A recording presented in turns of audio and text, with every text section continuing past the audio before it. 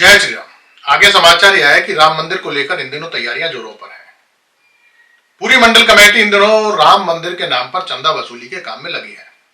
कल्लू कसाई के पट्टे भी बढ़ चढ़कर हिस्सा ले रहे हैं। कल्लू का तर्क है, हमारे धर्म में भले ही मूर्ति पूजा की मनाही है पर चंदे की थोड़ी है। हम तो सर्वधर्म संभाव वाले लोग हैं। मस्जिद के नाम पर भी चंदा लेते हैं और मस्जिद मंदिर के नाम पर भी। प्रभु, उस दिन मंडल कमेटी की बैठक में इस बात पर चर्चा चल रही थी कि किन किन घरों में 22 जनवरी को दिए जलाए जाएंगे और किन किन चौराहों पर बड़ी स्क्रीन लगाई जाएगी। तभी पार्टी के दिलजले कार्यकर्ता राधेलाल पंडित जी सनातन की डुगडुगी बजाने लगे। बोले, प्राण प्रतिष्ठा में पत्नी के जिंदा रहते हुए अकेले बैठना सनातन के खिलाफ है। प्रभु श्री राम ने जब रामेश्वर की स्थापना की थी तब स्वयं रावण सीता माता को लेकर वहां गया था और उन्होंने मिलकर अनुष्ठान किया था। यह सुनकर नत्था सिंह जोर जोर से हंसने लगे। बोले, ये रड़ुओं का रेला है, न योगी की बीवी न मोहन भागवत की, और हमारे साहब तो कमाल है, खुद की बीवी तो छोड़ ही दी, राम की भी छुड़वा दी। त्रेता में राम ने एक धोबी के कहने पर सीता को वनवास दिया था, अब जय श्री राम का नारा लगाने वालों के कारण जंगल भेज दिया। ये गुजराती हैं, जय श्री कृष्ण बोलते हैं तो राधा को गायब कर देते हैं। प्रधान नत्था सिंह की बात सुनकर कार्यकर्ता बगले झांकने लगे। सरदार जंडेल सिंह समझ गए, सनातन की ज्यादा जानकारी तो किसी कार्यकर्ता को है नहीं।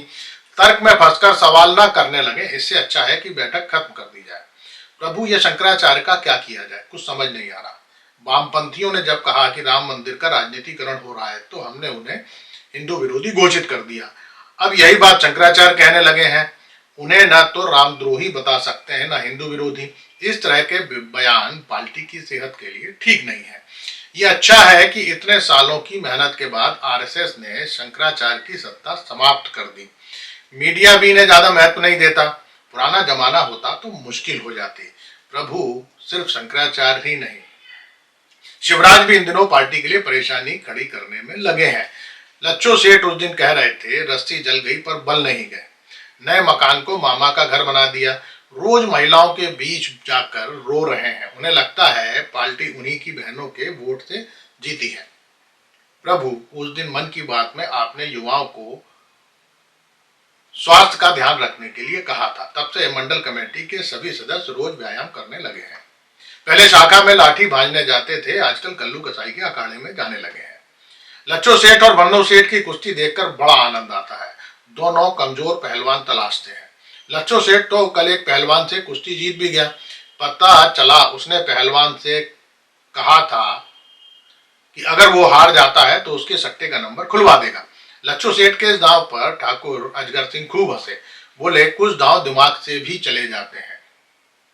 प्रभु, ये चुनावी साल में आपने सीए का दांव भी खूब चला है।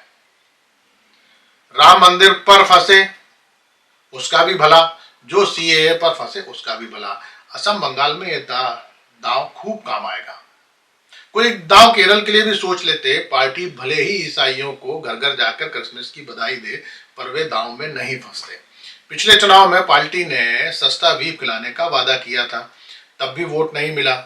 प्रभु, ये लाइफ जैकेट पहनकर गोताखोरी करते हुए आपकी तस्वीर खूब वायरल हो रही है।